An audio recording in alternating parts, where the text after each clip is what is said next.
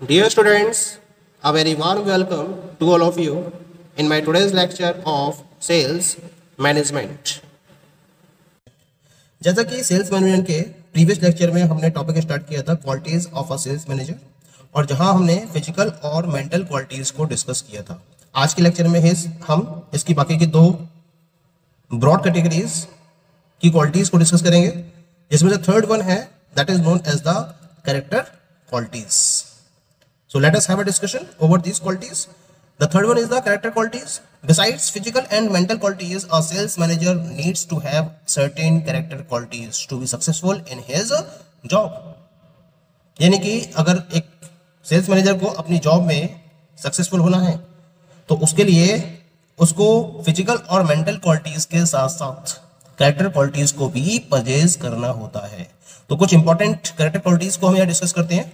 The very first one is the determination. That is very important character quality that a salesman must possess. A salesman must have constant effort and patience in his profession to improve further. It is the will to succeed. He must stick to his profession. Practice makes a man perfect. A high determination of the salesperson towards his job makes him expert in the sales field and makes salesman to come up to the top. यानी कि अगर अपनी field में कुछ कर दिखाना है, उसे अपनी जॉब में उसको टॉप पर पहुंचना है, तो उसके लिए उसके पास एक फुल डिटर्मिनेशन होनी जरूरी है जॉब के रिगार्डिंग. उसके कांस्टेंट एफर्ट्स रहने चाहिए, उसके पास प्रॉपर पेशेंस होना चाहिए जिससे कि वो अपने आप को इम्प्रूव कर सके. उसके अंदर एक विल होनी चाहिए कि वो सक्सेसफुल वे में अपनी जॉब को फॉलो करना चाहता है. वो अपने प्रोफेशन के लिए कंप्लीटली स्टिक होना चाहिए. लगातार प्रैक्टिस में उसे इन्वॉल्व रहना चाहिए. जितना हाईली डिटरमाइंड होगा एक सेल्स पर्सन अपनी जॉब के रिगार्डिंग, उतना ही वो उस सेल्स फील्ड में एक्सपर्ट होता चला जाएगा. और जितनी एक्सपर्टाइज नेचर उसकी बढ़ती चली जाएगी, उस एक्सपर्टाइज नेचर के बेसिस पर वो अपनी सेल्स को मैक्सिमम लेवल तक फॉलो करेगा और ऑर्गेनाइजेशन में टॉप लेवल को अचीव करने में कामयाब हो पाएगा. तो डिटर्मिनेशन बहुत जरूरी है. जितना डिटरमाइंड होगा जॉब के रिगार्डिंग, उतना ही प्रॉपर वे में वो रिजल्ट्स को भी अचीव कर पाएगा. Second character quality is that is the sincerity. Determination के साथ साथ सिंसियरिटी भी बहुत जरूरी है. ये एक एडेड क्वालिटी है. जो भी असाइनमेंट उसे दिया जाता है सेल्स के रिगार्डिंग, उसके लिए उसमें सिंसियरिटी का होना बहुत जरूरी है. अगर प्रॉपर सिंसियरिटी है, काम करने की एक लगन है, उसके अंदर तत्परता है काम को फॉलो करने की, तो उससे क्या होगा, वो अपने फ्रेंड्स को भी विन कर सकता है. नए कस्टमर्स को एनरोल करने की पोजीशन में आ सकता है. जो उसके पुराने कस्टमर्स हैं उनको रिटेन करने की पोजीशन में आ सकता है. इसके साथ साथ वो जो भी अदर फेवर्स हैं उनको भी विन कर सकता है. यानी कि हर एक चीज उसके फेवर में आ जाएगी अगर सिंसियर वे में वो अपने वर्क को फॉलो कर रहा होगा. उसे क्या करना है, उसे अपने प्रोडक्ट की फुल इंफॉर्मेशन अपने कस्टमर्स को प्रोवाइड करनी है. प्रॉपर स्टेटमेंट देने चाहिए उसे ना, कोई भी स्टेटमेंट फॉल्स नहीं होना चाहिए. ट्रू स्टेटमेंट उसको प्रेजेंट करने चाहिए. और इसके लिए जरूरी है कि उसके पास अपनी प्रोडक्ट लाइन के रिगार्डिंग कंप्लीट इन्फॉर्मेशन हो. जब तक कंप्लीट इन्फॉर्मेशन नहीं होगी वो अपने कस्टमर्स को ये इन्फॉर्मेशन प्रोवाइड नहीं कर सकेगा. तो ट्रू स्टेटमेंट के साथ में प्रोडक्ट के बारे में फुल इन्फॉर्मेशन उसे अपने कस्टमर्स को प्रोवाइड करनी है और अपने कस्टमर को डिसीजन लेने में हेल्प करना, उसमें असिस्ट करना, ये उसकी एक प्रॉपर क्वालिटी होनी चाहिए. तो जितना सिंसियरिटी के नहीं, टोटल हम अगर बात करें तो सिंसियरिटी इसके अंदर एक इंपॉर्टेंट रोल प्ले करती है. जितना ज्यादा सिंसियर होगा अपनी जॉब के लिए एक सेल्स पर्सन, उतना ही बेटर वे में वो अपने सक्सेस को ऑब्टेन कर सकता है. The third character quality is integrity. It denotes honesty, trust and purity. The talks and behavior of a salesman must be believed, trusted, honored, and agreed by others. The customers are satisfied. Goodwill must be created for him, and also the firm through honest dealings. This is more essential for the progress of the firm and for keeping a good relation with the customers.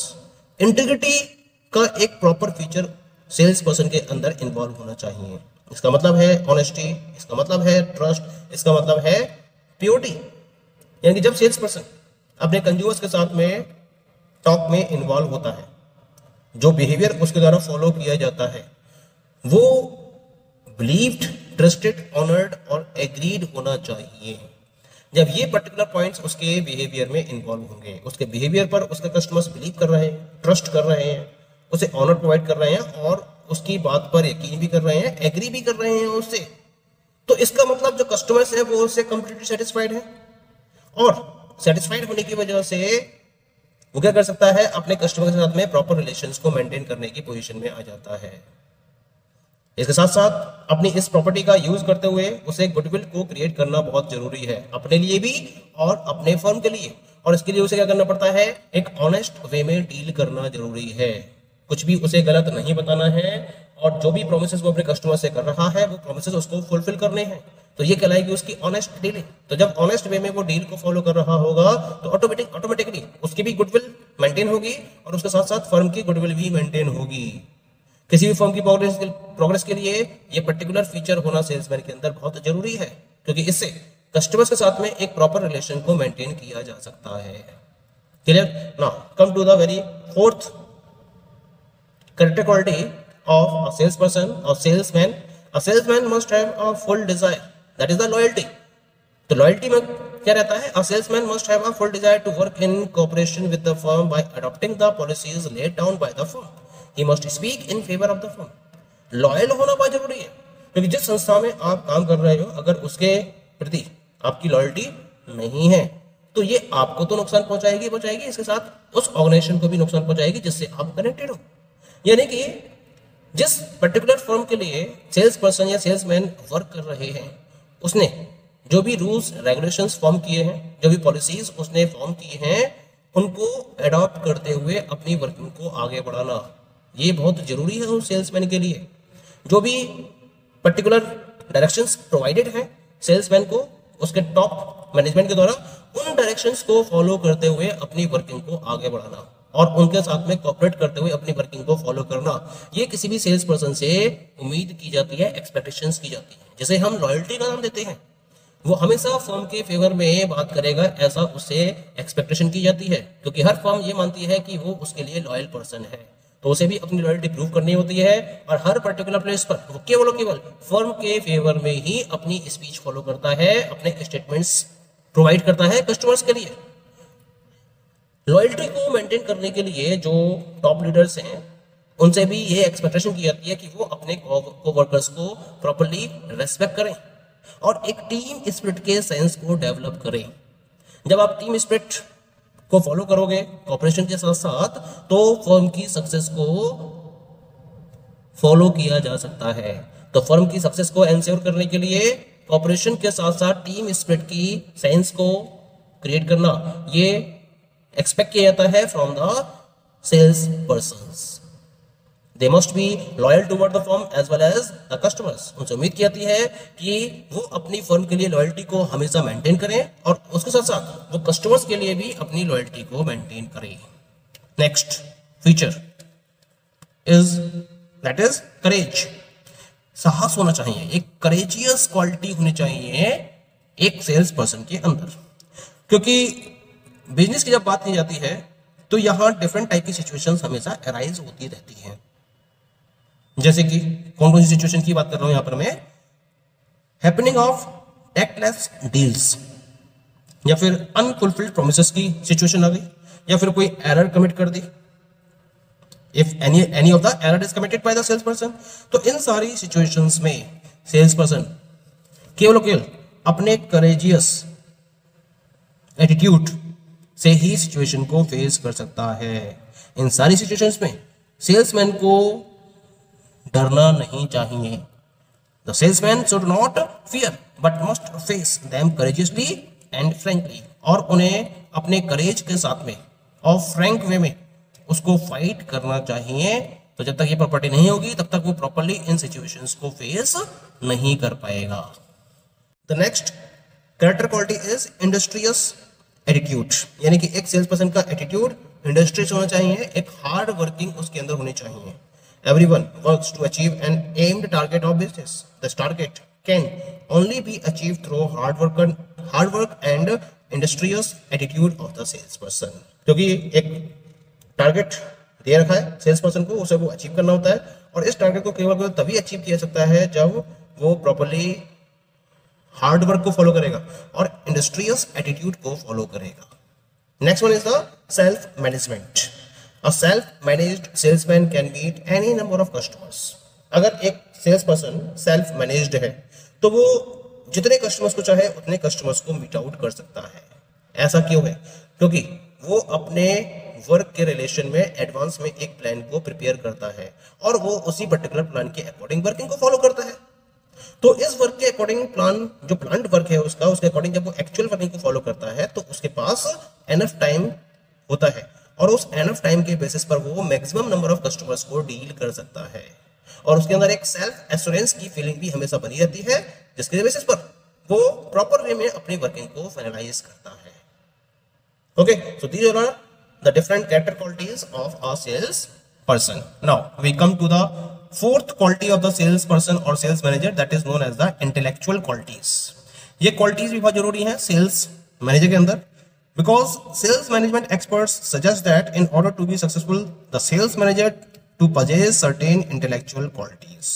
तो कुछ intellectual qualities को possess करना भी जरूरी होता है sales managers के लिए अगर वो अपनी फील्ड में सक्सेसफुल होना चाहते हैं। कौन कौन सी हैं ये intellectual qualities? The very first one is the mental capacity. Mental capacity क्यों? क्योंकि उसे डिफरेंट टाइप की सिचुएशंस को फेस करना पड़ता है, डिफरेंट टाइप की वर्किंग को फॉलो करना पड़ता है, वैरायटी ऑफ पर्सन से मिलना पड़ता है, वैरायटी ऑफ पर्सन से डीलिंग करनी पड़ती है। तो इसके लिए उसका मेंटल वे में स्ट्रॉन्ग होना बहुत जरूरी है। A salesperson is supposed to possess a strong mental capability. By virtue of this, he can convince and communicate his ideas and ideologies to others in an effective manner. The sales manager is also supposed to possess an elaborate knowledge of salesmanship and sales management. एक कुल मिला के एक sales person जब mental वे में strong होता है, उसकी स्ट्रांग मेंटल कैपेबिलिटीज होती हैं, तो उन स्ट्रांग मेंटल कैपेबिलिटीज के बेसिस पर वो किसी भी टाइप की सिचुएशन को फेस करने में कामयाब हो पाता है। और दूसरी तरफ अगर उसे अपनी आइडियाज और आइडियोलॉजी के बेसिस पर दूसरे लोगों को इफेक्टिव वे में कन्विंस करना है, अपनी आइडियाज आइडियोलॉजीज उनको कम्युनिकेट करनी है, तो ऐसा करने में भी वो सक्सेसफुल हो पाता है क्योंकि उसके अंदर स्ट्रांग मेंटल कैपेबिलिटीज अवेलेबल हैं। इसके लिए जरूरी है, हालांकि एक पॉइंट जरूरी है कि जो सेल्स मैनेजर है उसके पास प्रॉपर सेल्समैनशिप और सेल्स मैनेजमेंट की नॉलेज होनी चाहिए। जब तक उसके पास प्रॉपर नॉलेज नहीं है सेल्समैनशिप की, प्रॉपर सेल्स मैनेजमेंट के रिगार्डिंग इंफॉर्मेशन अवेलेबल नहीं है, प्रॉपर एक्सपीरियंस नहीं है, तब तक वो ऐसा नहीं कर सकता। केवल और केवल नॉलेज के बेसिस पर वो अपनी मेंटल पोजीशन को स्ट्रॉन्ग कर सकता है और उसके बेसिस पर वो अपने आइडियाज और आइडियोलॉजीज को इस तरीके से कम्युनिकेट कर सकता है कि दूसरे लोगों को प्रॉपर्ली उसकी बातों को फॉलो करना पड़े। Next intellectual quality is sound judgement. That is very important intellectual quality that is to be possessed by a sales manager. Arriving at sound decision is considered to be the trait of sound judgment. तो sound judgement का मतलब जब आप sound decision को follow कर रहे हो, इसका मतलब ये साउंड जजमेंट से रिलेटेड है। तो कुल मिला के साउंड जजमेंट का मतलब क्या होता है? साउंड जजमेंट का मतलब होता है correct assessment of variables well in advance of their occurrence. कोई भी हम वेरिएबल्स की बात करें, जब हम उसके करेक्ट असेसमेंट को फॉलो कर लेते हैं उनके अकरेंस से पहले, तो वो क्या कहलाएगा? साउंड जजमेंट कहलाएगा। क्योंकि आपके पास फैक्ट्स फिगर्स अवेलेबल हैं, उसको प्रॉपर्ली एनालाइज करते हो और उसको लॉजिकल और एक्सेप्टेबल वे में इंटरप्रेट करते हो। इसके बेसिस पर आप साउंड जजमेंट को फॉलो कर सकते हो। अगर साउंड जजमेंट को कोई भी सेल्स पर्सन फॉलो करता है तो उसके बेसिस पर जो सेल्स मैनेजर है वो एप्रोप्रिएट टाइम पर राइट डिसीजन को फॉलो कर सकता है। जब कभी भी सॉल्यूशन डिमांड करता है तब उस प्रॉपर सॉल्यूशन को इंप्लीमेंट भी किया जा सकता है, लेकिन कब पॉसिबल है? जब उसके अंदर साउंड जजमेंट लेने की कैपेबिलिटी हो। Clear? Next one is the receptiveness. ये भी बहुत इंपॉर्टेंट प्रॉपर्टी है जो एक सेल्स पर्सन के पास या सेल्स मैनेजर के पास अवेलेबल होनी जरूरी है। क्या मतलब है इसका? The sales manager should provide his subordinate ample opportunity to prove their talent. क्योंकि एक टीम वर्क है, सेल्स का जो काम है वो एक टीम वर्क में ही कंप्लीट किया जा सकता है। तो जो सेल्स टीम है सेल्स मैनेजर की, उसे क्या करना है? अपने सबऑर्डिनेट्स को प्रॉपर अपॉर्चुनिटीज अवेलेबल करानी होती हैं जिससे कि वो अपने टैलेंट को प्रूव कर सके। इसका मतलब ये हुआ कि जो सेल्स टीम है, जब डिसीजन मेकिंग प्रोसेस को फॉलो किया जाता है सेल्स मैनेजर के द्वारा, तब उसे अपनी सेल्स टीम को अलाउ करना चाहिए सजेशंस की प्रोसेस में पार्टिसिपेट और कंट्रीब्यूट करने का, क्योंकि इसके बेसिस पर वो अपने प्रॉपर टैलेंट को प्रूव करने में कैपेबल हो पाते हैं। इसका मतलब ये कहलाती है receptive property of the sales manager, क्योंकि जब free flow of ideas and communication occur होता है सेल्स मैनेजर और सबऑर्डिनेट्स के बीच में, तो ये उसकी रिसेप्टिव प्रॉपर्टी को डिफाइन करती है। क्लियर हो गया? And the last property is that is the ability to teach. काबिलियत होनी चाहिए टीच करने की, यानी कि अगर सेल्स मैनेजर के अंडर में उसकी टीम वर्कआउट कर रही है तो उसके अंदर एक काबिलियत होनी चाहिए टीचिंग की और कम्युनिकेशन की रिगार्डिंग द आइडियाज। टीचिंग और communicating the ideas to the subordinate depends on the style, ability, commands over language and depth of knowledge, clarity of thought and expression of the sales manager. ये सारी quality होनी चाहिए। अगर एक proper teaching ability को create करना चाहता है सेल्स मैनेजर अपने अंदर, तो उससे पहले सबसे पहले तो उसे अपना स्टाइल फॉर्म करना होगा, अपने अंदर एबिलिटी को क्रिएट करना होगा, अपनी लैंग्वेज पर एक प्रॉपर कमांड रखना होगा, नॉलेज की डेप्थ होनी चाहिए उसके पास, थॉट्स के रिगार्डिंग क्लैरिटी होनी भी जरूरी है और एक्सप्रेशंस होने जरूरी है। अगर ये सारे पॉइंट्स उसके पास अवेलेबल है, सेल्स मैनेजर के पास अवेलेबल है, तो उसके बेसिस पर वो अपने आइडियाज को प्रॉपर अपने सबऑर्डिनेट्स को कम्युनिकेट कर सकता है प्रॉपर वे में, उनको इसके बारे में एक प्रॉपर टीचिंग भी अवेलेबल करा सकता है। Okay, so these all are the different qualities of a sales manager और सेल्स पर्सन्स। Thank you.